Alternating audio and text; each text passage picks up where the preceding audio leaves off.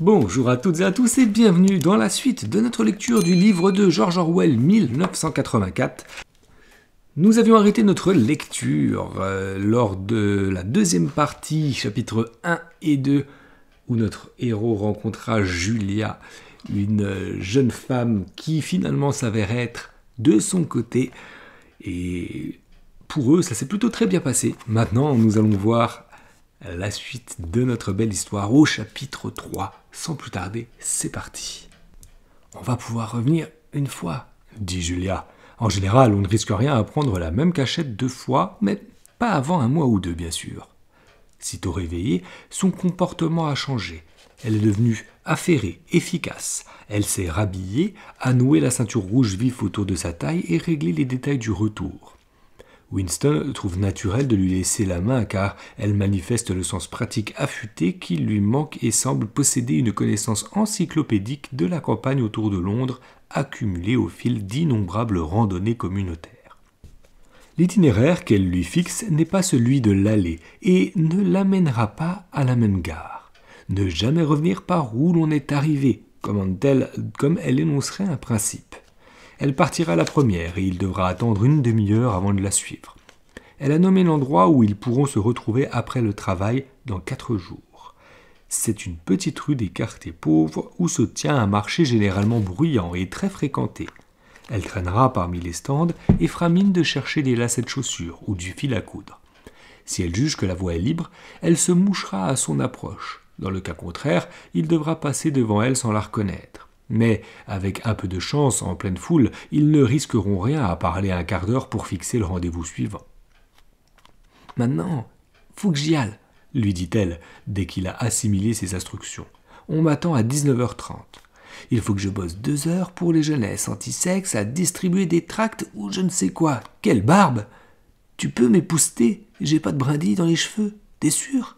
Alors, au revoir mon amour. » Elle se jette dans ses bras, l'embrasse presque avec violence et, aussitôt après, se ferait un passage entre les jeunes arbres et disparaît quasiment sans bruit dans le bois. Il ne sait toujours pas son nom de famille, ni son adresse, ce qui ne change pas grand-chose d'ailleurs, car il est hors de question qu'ils se voient chez lui ou chez elle, ou qu'ils échangent des courriers. Faute de circonstances favorables, ils ne retourneront jamais à la clairière. Pendant le mois de mai, ils ne réussiront à faire l'amour ensemble qu'une seule fois. Dans une autre cachette connue de Julia, le clocher d'une église délabrée au sein d'une zone quasi désertée de la campagne où une bombe atomique est tombée 30 ans plus tôt. Bonne cachette au demeurant, une fois qu'on y est, mais s'y rendre est risqué. Le reste du temps, il se retrouve dans les rues, mais jamais au même endroit et jamais plus d'1 heure d'affilée. Dans la rue, ils parviennent le plus souvent à se parler, si l'on peut dire. Quand ils avancent sur les trottoirs noirs de monde, pas tout à fait de front et sans jamais se regarder, ils entretiennent une drôle de conversation intermittente comme le rayon d'un phare, tranché net par l'arrivée d'un uniforme du parti ou la proximité d'un télécran, puis rattrapé quelques minutes plus tard au milieu d'une phrase et de nouveau interrompu au moment où ils se séparent sur les lieux prévus pour être enfin reprises sans qu'il soit besoin d'une entrée en matière le lendemain. Julia semble rompue à cet exercice qu'elle appelle « parler à crédit ». Elle excelle aussi à parler sans remuer les lèvres, ou presque. Sur 1 mois, au cours de ces rendez-vous nocturnes, ils ont réussi à échanger un seul baiser. Ils passaient en silence dans une petite rue, elle cesse de parler dès qu'ils quittent les grandes artères, quand un vacarme terrible s'est fait entendre. Le sol s'est soulevé, l'air s'est assombri, et Winston s'est retrouvé sur le flanc, contusionné et terrifié. Une roquette avait dû tomber pas loin. Tout à coup, il a découvert le visage de Julia à quelques centimètres du sien, d'un blanc cadavérique, d'un blanc de craie. Ses lèvres elles-mêmes étaient blanches, mortes. Il l'a serrée contre lui et a pu constater qu'il embrassait le visage tiède d'une vivante. Mais il lui était entré une poudre blanche dans la bouche. Leurs 2 visages étaient couverts de plâtre.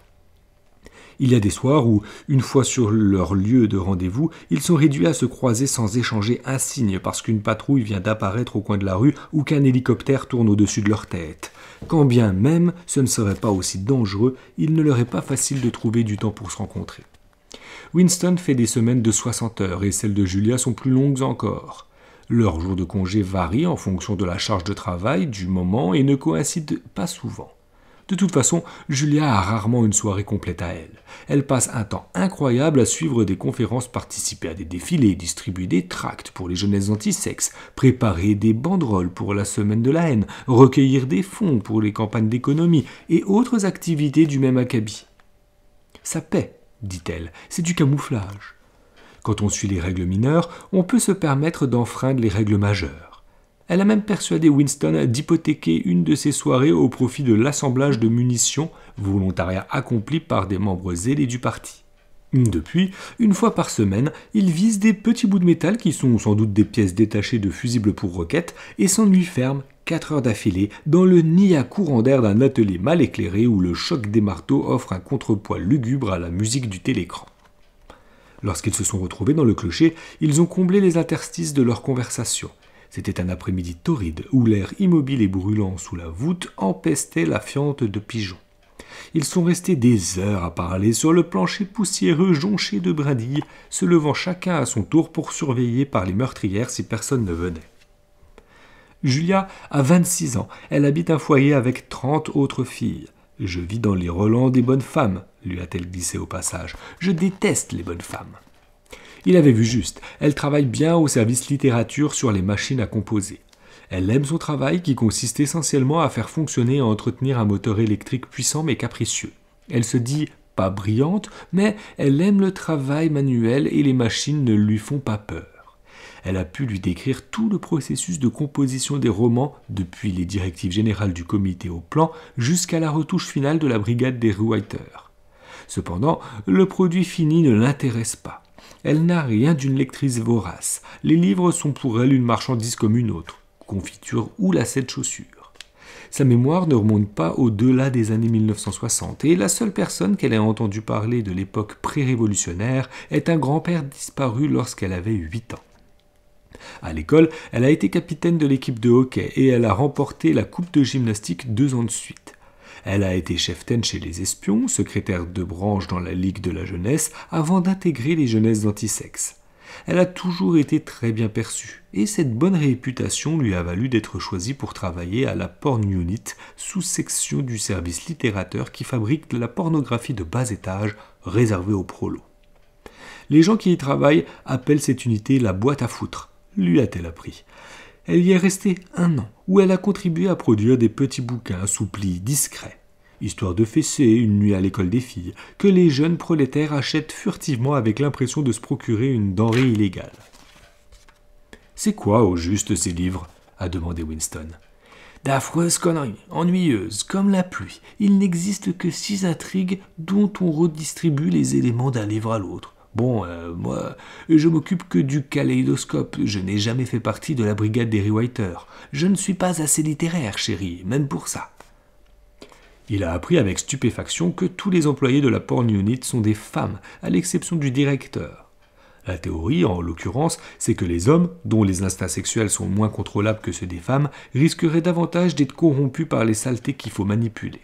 « Même des femmes mariées, à la limite, ils préfèrent ne pas en avoir, » a-t-elle ajouté. « Ils aiment mieux les jeunes filles chastes et pures. Je dois être l'exception qui confirme la règle alors. » Elle a eu sa première liaison à 16 ans avec un membre du parti qui en avait 60 et s'est suicidée avant d'être arrêtée. « Bonne affaire pour moi, commande-t-elle, sinon il aurait fini par cracher mon nom en avouant. » Depuis, elle en a eu bien d'autres. Pour elle, la vie est assez simple. Toi, tu as envie de t'amuser et eux, comprendre. Le parti veut t'en empêcher, donc tu enfreins les règles comme tu peux. Elle semble juger naturel qu'ils veuillent priver les gens de plaisir et non moins naturel que les gens en question tâchent de ne pas se faire prendre. Elle déteste le parti et le dit dans des termes les plus crus, mais elle n'en propose aucune critique de fond. Sauf lorsqu'elle y voit une incidence sur sa vie privée, elle ne s'intéresse aucunement à sa doctrine. Il remarque qu'elle n'emploie jamais de mots en néo-parlé, sinon ceux passés dans la langue courante. Elle n'a jamais entendu parler de la fraternité et refuse de croire à son existence. Toute forme de révolte organisée contre le parti lui paraît vouée à l'échec et donc inepte. Quand on est malin, on transgresse en s'arrangeant pour ne pas en mourir. Il se demande vaguement combien ils sont comme elle parmi la jeune génération qui a grandi après la Révolution, n'a rien connu d'autre et tient par conséquent le parti pour inamovible au même titre que le ciel, sans se révolter contre son autorité, mais en choisissant plutôt de passer au large, comme le lièvre évite le chien. Il n'aborde pas la possibilité de se marier tant elle est infime. Quel comité validerait ce projet, à supposer même que Catherine, la femme de Winston, soit éliminée d'une manière ou d'une autre? Ce n'est pas un rêve qu'il caresse. Elle était comment, ta femme? Elle était... Tu connais cet adjectif en néo-parlé, bon penseur, qui veut dire naturellement orthodoxe, incapable d'une mauvaise pensée? Le mot, non, mais je vois le genre. Il entreprend d'évoquer sa vie de couple, mais, chose assez curieuse, on dirait qu'elle en connaît déjà l'essentiel. Ainsi, elle lui décrit presque comme s'il l'avait vu au toucher le corps de Catherine qui se raidissait à son contact, sa manière de le repousser de toutes ses forces alors même qu'elle se pendait à son cou. Avec Julia, il n'éprouve aucune inhibition à aborder ces sujets. D'ailleurs, le souvenir de Catherine a cessé d'être douloureux depuis longtemps et n'est plus que désagréable. « J'aurais pu m'y faire, sauf que... » Il lui raconte le cérémonial réfrigérant auquel elle le soumettait une fois par semaine, toujours le même soir. Elle avait horreur de ça, mais rien n'aurait pu l'empêcher de s'exécuter. Elle appelait ça « tu ne devineras jamais ». « Notre devoir envers le parti », complète promptement Julia. « Comment tu le sais ?»« Je suis allé à l'école moi aussi, chérie. On a droit à ces topos pour le sexe une fois par mois à partir de 16 ans. Et puis, chez les jeunesses aussi, ils en font ce clou pendant des années. Je suppose que ça marche bien dans ces cas, mais enfin, va savoir, les gens sont tellement hypocrites. » Le sujet lui inspire des réflexions plus générales. Elle ramène tout à sa sexualité. Pour tout ce qui la touche, elle fait montre d'une grande acuité de jugement. Contrairement à lui, elle a saisi la signification profonde du puritanisme du parti. Ce n'est pas seulement que l'instinct sexuel crée d'un monde à part qui échappe à son contrôle et qu'il doit donc détruire autant que faire se peut. C'est surtout que la frustration sexuelle génère une hystérie à cultiver parce que susceptible de se muer en fièvre guerrière ou en culte du chef. Quand tu fais l'amour, tu brûles de l'énergie, et puis après, tu es heureux, tu te fous de tout. Ça, c'est insupportable pour eux. Ils veulent que tu débordes d'énergie en permanence. Toutes ces marches au pas cadencé, ces ovations, ces drapeaux que l'on agite, ce n'est que du sexe qui a tourné à l'aigre. Quand tu es bien dans ta peau, pourquoi tu irais t'exciter sur Big Brother et le plan triennal et les 2 minutes de haine et toutes ces conneries du même acabit? Très juste, il en convient. Chasteté et orthodoxie politique vont de pair. Cette peur, cette haine, cette crédulité délirante, comment le parti les maintiendrait-il à incandescence, sinon en canalisant un instinct puissant pour en faire une force motrice? La pulsion sexuelle représente un danger pour lui, il en a pris acte. L'instinct parental a été instrumentalisé de même. Faute d'avoir pu abolir la famille, on encourage même les gens à aimer leurs enfants, un peu à l'ancienne en quelque sorte. En revanche, les enfants sont systématiquement dressés contre leurs parents, qu'on leur apprend à espionner pour dénoncer leur déviance le cas échéant. C'est ainsi que la famille est devenue, de facto, une extension de la mentopolice. Le dispositif permet de cerner tout un chacun nuit et jour, et ce par des informateurs qui sont des intimes. Brusquement, le voilà qui repense à Catherine. Elle l'aurait sans conteste dénoncée à la mentopolice si le hasard n'avait pas voulu qu'elle soit trop bête pour détecter l'hétérodoxie de ses opinions. Mais ce qui la lui rappelle en cet instant précis, c'est la chaleur étouffante de l'après-midi qui lui met la sueur au front. Il entreprend de raconter à Julia un fait qui s'est produit, ou pour mieux dire, a failli se produire, dans la touffeur d'un autre après-midi d'été 11 ans plus tôt. Marié depuis 3 ou 4 mois, il s'était perdu en randonnée quelque part dans le Kent. Ils n'avaient traîné derrière le groupe que quelques minutes, mais ils avaient tourné du mauvais côté et s'étaient retrouvés tout à coup arrêtés net, au bord d'une ancienne carrière, face à un pic de 10 ou 20 mètres avec des blocs de craie au fond. Pas âme qui vive à qui demander son chemin. Dès qu'elle avait compris qu'il s'était égaré, Catherine s'était sentie très mal à l'aise. Séparée ne serait-ce qu'un instant de cette bande de randonneurs bouillants, elle avait l'impression d'être en faute. Elle avait voulu revenir aussitôt par où ils étaient arrivés et prendre l'autre chemin. C'est à ce moment-là qu'il avait aperçu des touffes de salicaire dans les anfractuosités du rocher. L'une d'entre elles portait des fleurs de 2 couleurs, grenat et fauve, pour une même racine. Il n'avait jamais rien vu de tel et il avait appelé Catherine pour les lui montrer. « Regarde, Catherine, regarde ces fleurs, ce bouquet, là, au fond, tu vois, elles sont de 2 couleurs. » Elle avait déjà rebroussé chemin, mais elle était revenue un instant, nerveuse. Elle s'était même penchée au bord de la falaise pour suivre la direction de son index. Il était derrière elle, bras autour de sa taille pour la retenir. C'était alors qu'il avait réalisé qu'ils étaient parfaitement seuls. Pas un être humain à la ronde, pas une feuille qui bouge, pas même un oiseau éveillé. Dans un lieu pareil, le danger qu'il y ait un micro caché était infime. Il aurait fallu qu'il soit minuscule, encore n'aurait-il enregistré que des bruits. C'était l'heure chaude et somnolente. Ils étaient écrasés de soleil, en nage, et l'idée lui était venue subitement. « Pourquoi tu l'as pas poussé un bon coup ? C'est ce que j'aurais fait à ta place. » Oui, chérie, tu l'aurais fait. Moi aussi, si j'avais été l'homme que je suis aujourd'hui. Enfin, peut-être, je n'en suis pas sûr. Tu regrettes de ne pas l'avoir fait ? Oui, tout bien considéré, oui, je regrette. Ils sont assis côte à côte sur le plancher poussiéreux. Il l'attire à lui. Elle pose la tête sur son épaule et la bonne odeur de sa chevelure couvre celle de la fiente de pigeon. Elle est très jeune, elle attend encore quelque chose de la vie. Elle ne comprend pas que pousser d'une falaise la personne devenue gênante ne résout rien. En fait, ça n'aurait pas changé grand-chose. Alors, pourquoi tu regrettes de ne pas l'avoir fait ? Uniquement parce que je préfère le positif au négatif. Au jeu qu'on joue, on ne peut pas gagner, mais il y a des échecs préférables à d'autres, c'est tout. Il sent qu'elle hausse les épaules dans un geste de désapprobation. Elle le contredit toujours quand il est dans ce registre. Elle n'accepte pas comme une loi de la nature que l'individu soit fatalement vaincu. D'une certaine manière, elle sait qu'elle est condamnée et que tôt ou tard, la mentopolice va la coincer et la liquider. Mais il y a aussi une part d'elle qui croit encore qu'on peut se construire un monde secret dans lequel vivre à sa guise. Il suffit d'un peu de chance, d'astuce et de culot. Elle ne comprend pas que le bonheur n'existe pas, que la seule victoire possible appartient à un avenir lointain qu'on ne verra jamais de son vivant et que le jour où l'on déclare la guerre au parti, mieux vaut se considérer d'ores et déjà comme un cadavre. « Nous sommes les morts, dit Winston. « On n'est pas encore morts, réplique-t-elle prosaïquement. Pas physiquement, dans 6 mois, dans 1 an, allez, mettons 5 ans. J'ai peur de la mort. Toi, tu es jeune, tu aurais des raisons d'en avoir encore plus peur. Bien entendu, on va la repousser le plus tard possible, mais ça ne change pas grand-chose. Tant que les humains resteront humains, la vie et la mort, c'est pareil. N'importe quoi. Tu préfères coucher avec moi ou avec un squelette ? Tu n'en profites pas de la vie ? Tu n'aimes pas te dire « ça, c'est ma main, ça, c'est ma jambe, je suis réel, en chair et en os, je suis vivant. Et ça te plaît pas ?» D'une torsion, elle colle sa poitrine contre lui. Il sent ses seins, mûrs mais fermes à travers la combinaison. Son corps lui communique un peu de sa jeunesse et de sa vigueur. « Si, j'aime ça. » Alors, arrête de parler de mourir. Et maintenant, écoute-moi, chérie. Il faut qu'on se fixe notre prochain rendez-vous. On peut retourner au coin tranquille dans le petit bois où on a laissé passer assez de temps. Mais il va falloir que tu y ailles par un autre chemin. J'ai pensé à tout. Tu prends le train. Tiens, regarde, je vais te faire un dessin. Avec le sens pratique qui la caractérise, elle trace un petit carré dans la poussière et, à l'aide d'une brindille tombée d'un nid de pigeon, elle se met à dessiner par terre. Chapitre 4. Winston considère la petite chambre défraîchie au-dessus de la boutique de M. Charrington.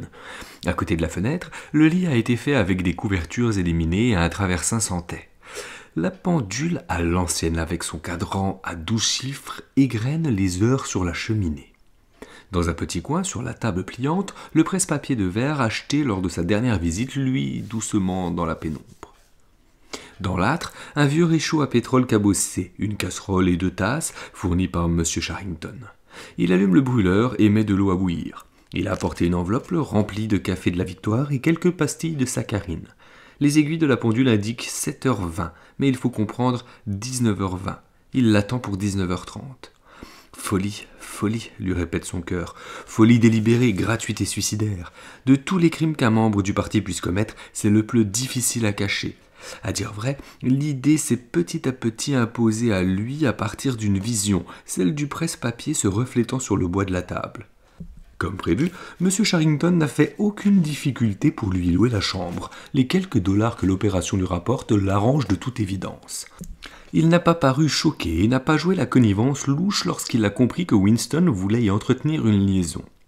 Au contraire, il s'est mis à regarder dans le vague et à tenir des propos généraux avec un tact achevé, comme pour se fondre dans le décor.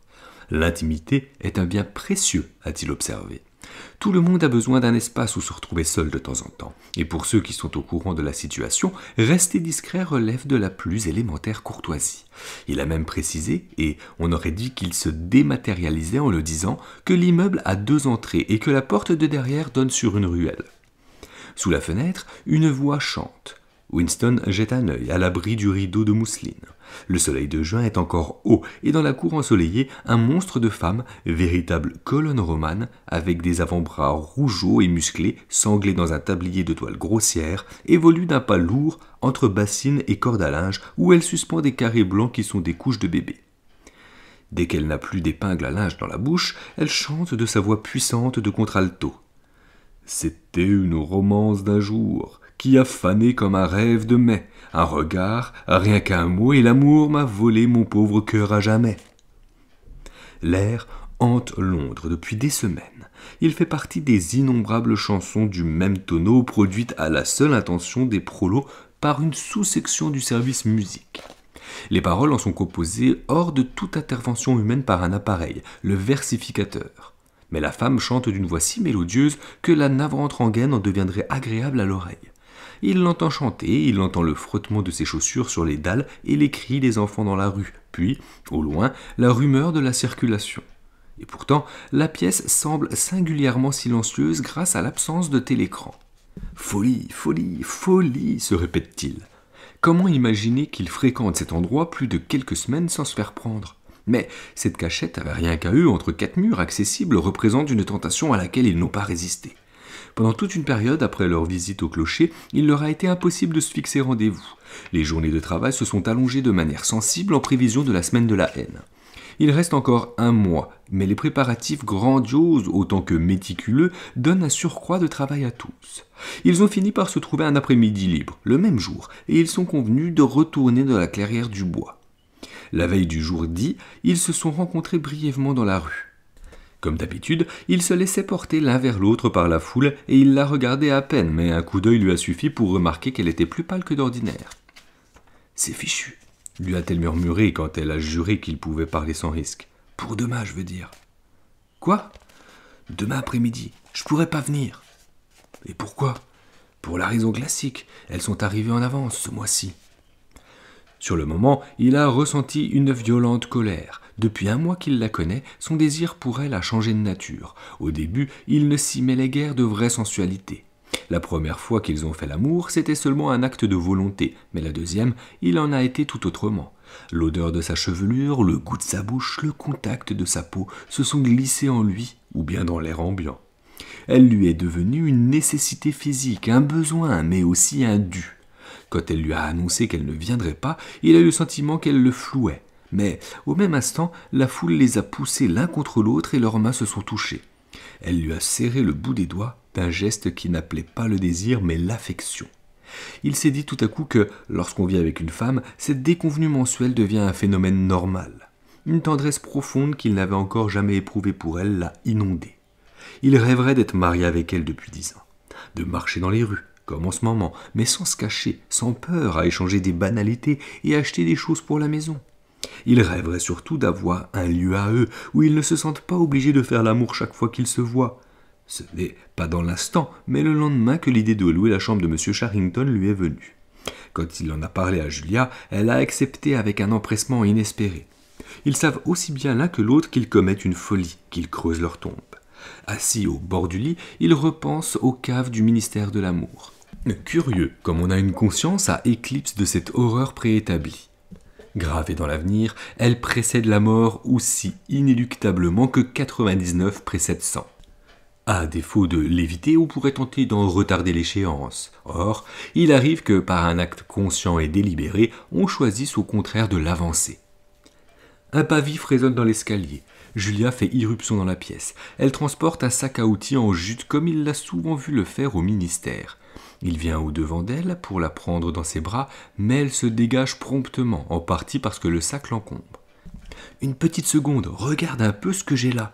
Tu as apporté du café de la victoire? J'en étais sûr. Eh bien, tu peux remballer cette saleté, on n'en aura pas besoin, tiens !» Elle se baisse et ouvre le sac. La clé anglaise et le tournevis qui sont sur le dessus roulent au sol, révélant plusieurs petits paquets confectionnés avec soin. Le premier qu'elle lui tend dégage une odeur insolite et pourtant vaguement familière.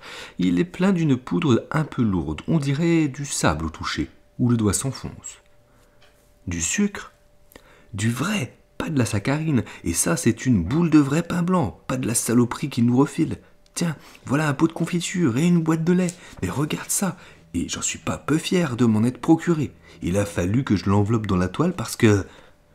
Elle n'a pas besoin de lui dire pourquoi. L'odeur embaume déjà toute la pièce. C'est un arôme riche et puissant, comme une émanation de sa plus tendre enfance, mais qu'il lui arrive encore de rencontrer, s'échappant d'un couloir avant qu'une porte claque, ou qui se diffuse mystérieusement dans la foule d'une rue et lui chatouille les narines pour se perdre aussitôt.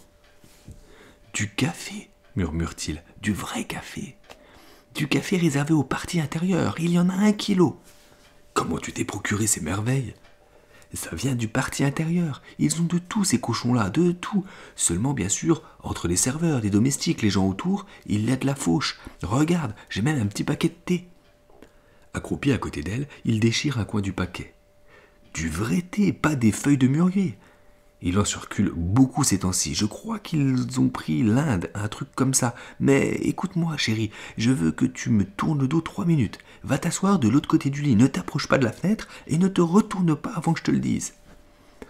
Winston regarde dans la vague à travers le rideau de mousseline. En bas de la cour, la femme au bras rouge continue d'aller de la bassine à la corde à linge. Elle retire 2 autres épingles de sa bouche et chante avec émotion. Elle connaît par cœur cette rengaine sirupeuse, apparemment. Sa voix s'élève dans la brise de juin, musicale riche d'une mélancolie bienheureuse. Si le soir d'été n'avait pas de fin, si sa réserve d'épingles et de lessive était inépuisable, sans doute trouverait-elle son bonheur à étendre ses couches et chanter des niaiseries des milliers d'années encore. Voilà qu'il s'étonne tout à coup de n'avoir jamais entendu un membre du parti chanter tout seul spontanément. La chose paraîtrait même un peu orthodoxe et dangereusement excentrique, comme de soliloquer. Peut-être faut-il crever la faim pour avoir quelque chose à chanter. « Ça y est, tu peux te retourner, lance Julia. » Il s'exécute et pendant une seconde, il manque de ne pas la reconnaître. Il s'attendait à la voir nue. Or, elle n'est pas nue. La transformation est bien plus étonnante. Elle s'est fardée. Elle a dû entrer en douce dans une boutique des quartiers prolétaires et s'est acheté tout un nécessaire de maquillage. Ses lèvres sont peintes d'écarlate, ses joues de rose, elle s'est poudré le nez. On dirait même qu'elle a souligné ses yeux d'un trait qui les rend plus brillants. Ce n'est pas fait avec art, mais les critères de Winston ne sont pas très exigeants en la matière. Il n'a jamais vu, ni même imaginé, une femme du parti maquillée. Le relief que prend le visage de Julia est spectaculaire. Quelques touches de couleur où il faut l'embellissent, certes, mais la féminisent aussi. La coupe courte et la combinaison garçonnaire ne font que mettre cette féminité en valeur. Quand il la prend dans ses bras, une fragrance de violette synthétique l'inonde et lui rappelle cette cuisine en sous-sol plongée dans la pénombre, et cette femme dont la bouche n'était qu'un gouffre béant. Elle portait le même parfum, mais peu importe à l'heure qu'il est. « Tu t'es parfumée en plus ?» « Oui, chérie, je me suis parfumée, et tu sais ce que je vais faire? Je vais me procurer une vraie robe de femme quelque part, au lieu de cette vacherie de combinaison. Je vais mettre des bas de soie et des talons hauts. Dans cette chambre, je serai une femme, pas une camarade du parti. » Ils envoient promener leurs vêtements et grimpent dans l'immense lit d'acajou. C'est la première fois qu'il se trouve complètement nu en sa présence. Jusque-là, il avait trop honte de son corps pâle et maigre, des varices sur ses mollets et de la tache sur sa cheville. Il n'y a pas de drap, mais la couverture sur laquelle il s'étend, usée jusqu'à la trame, est douce au contact. L'envergure et l'élasticité du lit les sidèrent. « Il doit être infesté de punaises, mais on s'en fout, » dit Julia. On ne voit plus de lit à 2 places, sauf chez les prolétaires. Winston a parfois dormi dans l'un d'entre eux quand il était enfant. Julia, jamais, autant qu'elle s'en souvienne. Après, il s'endorme un moment. Quand Winston se réveille, les aiguilles sont presque sur le 9. Il ne bouge pas parce que Julia dort la tête au creux de son épaule. Son fard a coulé sur son visage à lui et sur le traversin, mais une fine traînée de rose souligne la beauté de sa pommette.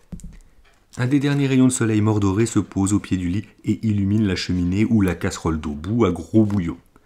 En bas, dans la cour, la femme a cessé de chanter, mais les cris étouffés des enfants viennent flotter depuis la rue.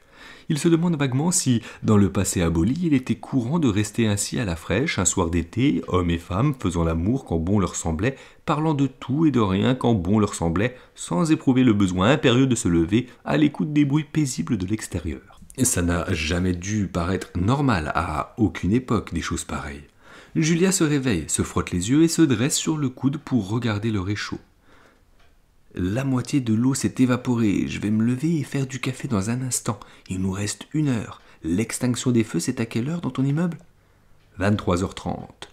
Au foyer, c'est 23h, mais on a intérêt à rentrer avant parce que... dégage, sale bête !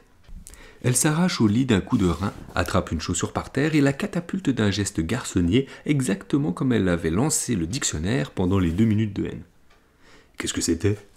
Un rat, je l'ai vu pointer son sale museau derrière les lambris. Il y a un trou là-dedans. Je lui ai fichu une belle frousse, n'empêche. Des rats, murmure Winston, dans cette pièce ? Il y en a partout, répond Julia avec indifférence en se recouchant. On en a même dans la cuisine, au foyer.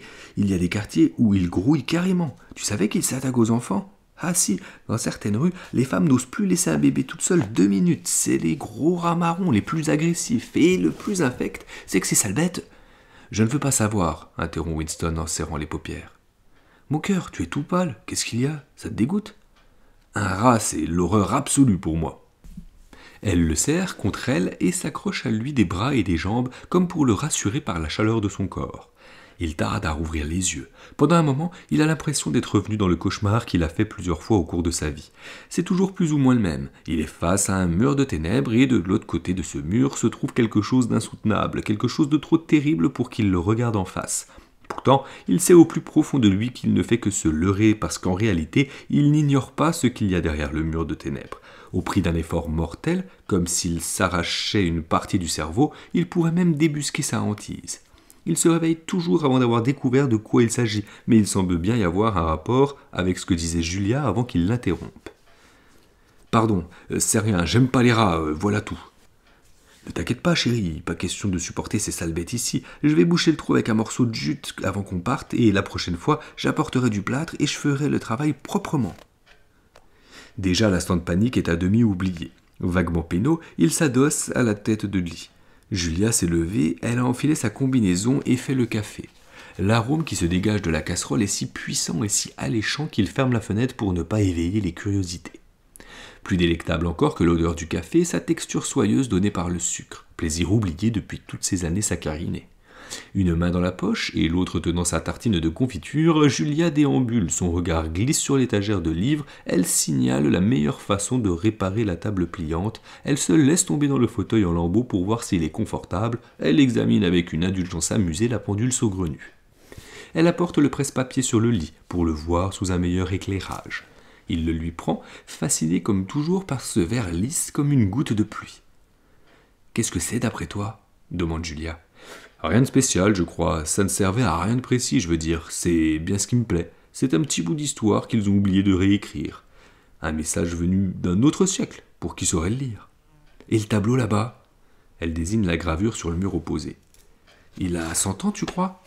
Plus, je dirais 200, mais on ne sait pas, impossible de dater quoi que ce soit de nos jours. Elle s'approche pour regarder l'image. C'est là que la sale bête a pointé le nez, dit-elle en cognant du bout du pied le lambris au-dessous de la gravure. C'est où ça ? Je l'ai déjà vu quelque part, ce monument. C'est une église, enfin, c'était Saint-Clément-les-Danois. Le fragment de comptine que M. Charrington lui a appris lui revient, et il ajoute avec une pointe de nostalgie « Orange et citron », disent les cloches de Saint-Clément. À sa grande surprise, elle complète « Tu me dois 3 florins », disent les cloches de Saint-Martin. « Quand tu vas me payer », disent les cloches de l'Aulbelay. Je me rappelle pas de la suite, mais je me souviens bien de la fin. Voici une chandelle pour monter dans ta chambrette, et voilà le couperet qui te coupera la tête. On dirait les 2 parties d'un mot de passe, mais il doit rester une strophe après l'Old Bailey. Peut-être pourront-ils fouiller les souvenirs de M. Charrington s'ils savent s'y prendre. Qui t'a appris ça ? Mon grand-père, il me la disait quand j'étais petite. Il a été vaporisé quand j'avais 8 ans. Enfin, il a disparu. Je me demande ce que c'était qu'un citron, ajoute-t-elle en passant du coq à l'âne. Des oranges, j'en ai vu, c'est des fruits ronds et jaunes, avec une écorce épaisse. Moi, je me rappelle les citrons. On en voyait couramment dans les années 50. Ils étaient tellement acides qu'ils te faisaient saliver rien qu'à sentir leur odeur. Je te parie qu'il y a des punaises derrière cette gravure, dit Julia. Je vais la décrocher et nettoyer un de ces jours.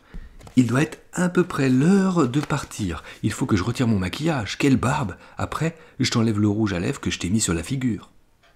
Winston reste au lit quelques minutes. La pièce s'assombrit. Il se tourne vers le reste du jour et contemple le presse-papier. Ce qui en fait l'intérêt inépuisable, ce n'est pas le fragment de corail, mais l'intérieur du verre lui-même. Il a une telle profondeur, et pourtant il est transparent comme l'air, ou presque.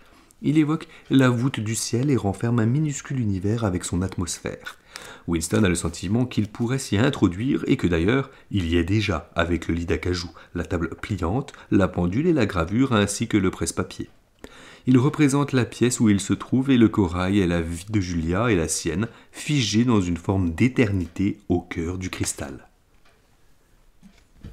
C'est la fin de notre lecture, j'espère qu'elle vous aura plu. On en a encore appris un peu plus sur nos deux protagonistes du coup et leur façon de fonctionner, où ils se cachent tout le temps et où ils reprennent goût à la vie d'avant petit à petit avec des petites choses oubliées du passé. Et écoutez, on a hâte de voir la suite comme d'habitude. J'espère que de votre côté ça vous aura plu. N'hésitez pas à me le faire savoir. En attendant, je vous souhaite à toutes et à tous une bonne journée, une belle soirée ou une belle nuit si tel est le cas. Et je vous dis à très vite pour la suite. À bientôt.